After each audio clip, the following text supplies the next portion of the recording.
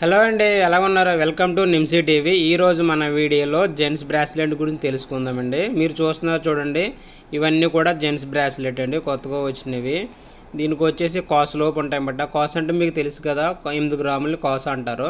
ఇవన్నీ కూడా కానీ ఇప్పుడు పట్టుకున్నాం చూడు, అదొక్కటే కొంచెం వెయిట్ ఎక్కువ ఉంటుంది. డిజైన్ అయితే మాత్రం చాలా బాగుంటుందండి.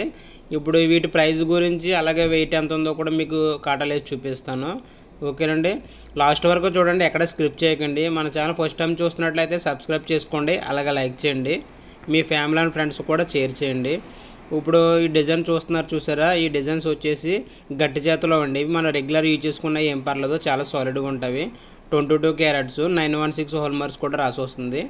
ఓకేనండి, ఇక్కడైతే బంగారులో ఏం తేడా ఉండదండి. 916 అంటే 916 పక్కా రావాల్సిందే, రాకపోతే చాలా కంప్లీట్ ప్రాబ్లమ్స్ ఉంటాయి ఇక్కడ. ఓకేనండి, ఇప్పుడు డిజైన్స్ అయితే మాత్రం సింపుల్లోనే రెగ్యులర్ యూజ్ చేసి మనం ఇటువంటి తీసుకుంటే బాగుంటుంది.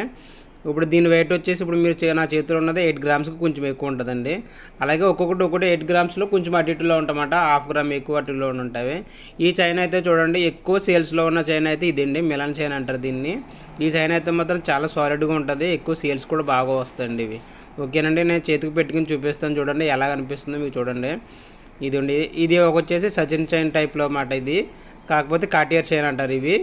ఇది అయితే సాలిడ్, ఇది హోలో వస్తుంది, లోపల ఖాళీ ఉంటుంది. ఇందులో సాలిడ్ కూడా ఉంటుంది. 2 టైప్స్ ఉంటాయి ఈ డిజైన్లో.